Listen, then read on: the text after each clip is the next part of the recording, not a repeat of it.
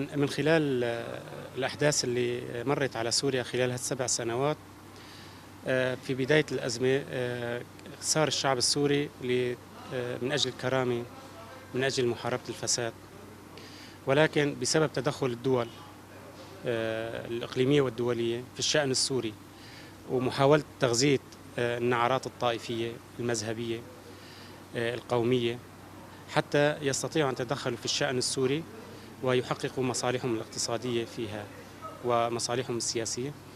نجد اليوم بعد 7 سنوات من الأزمة السورية أن تركيا احتلت قسم من الأراضي السورية، وإيران أيضا تدخلت في الشأن السوري وأصبحت فاعلة على الأرض السورية، وكذلك الروسي والأمريكي.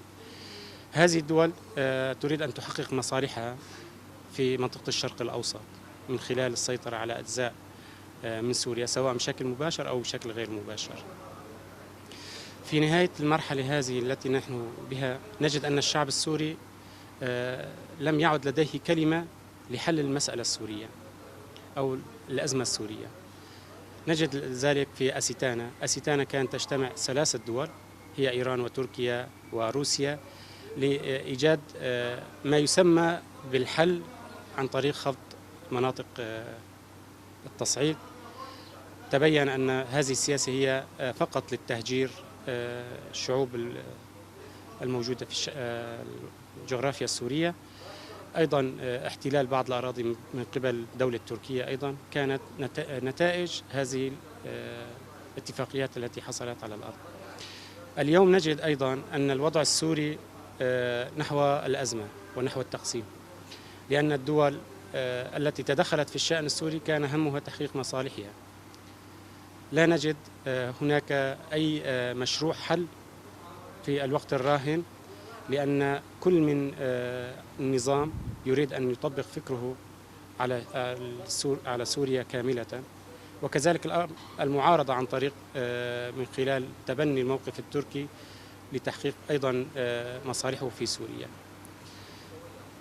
الحل البديل هو المشروع الديمقراطي الذي تبنته مكونات الشمال السوري، وهو مشروع الأمة الديمقراطية، لأن الدول حاولت أن تشتت الشعب السوري، تقسمهم على أسس الطائفية أو القومية أو الدينية حتى يستطيعوا أن يتدخلوا في الشأن السوري. أما مشروع الأمة الديمقراطية يهدف إلى تقارب وجهات النظر بين مكونات الشعب السوري وفتح المجال مرة أخرى لكي يستطيعوا أن يتعايشوا من جديد بعد أن تم سفك من الدماء السوريين وتهجير الآلاف أيضا منهم. لذلك نجد اليوم أن مشروع الأمة الديمقراطية هو السبيل الوحيد للحفاظ على وحدة الأراضي السورية والحفاظ على مكونات الشعب السوري، وأن يعيشوا متآخين في المرحلة التاريخية الحساسة. الكلمة التي أريد أن أوجهها لجميع الشعب السوري بداية، أننا كشعب كردي موجود في الشمال السوري وفي أجزاء سوريا أخرى رفضنا منذ اليوم الأول التدخلات الخارجية، رفضنا منذ اليوم الأول تقسيم سوريا، سواء كان على أساس جغرافي أو على أساس قومي أو عرقي. واليوم نؤكد أيضا بأن من ساهم للحفاظ على وحدة الأراضي السورية والشعب السوري هو المشروع الذي أنشئ في الشمال السوري، مشروع الأمة الديمقراطية، مشروع ديمقراطية سوريا.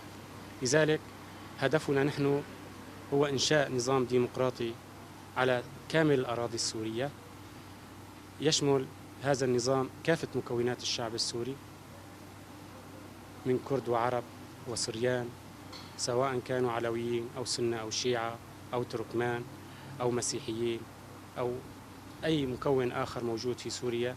يجب أن يكون جزء من الحل وجزء من إدارة سوريا لسوريا المستقبل.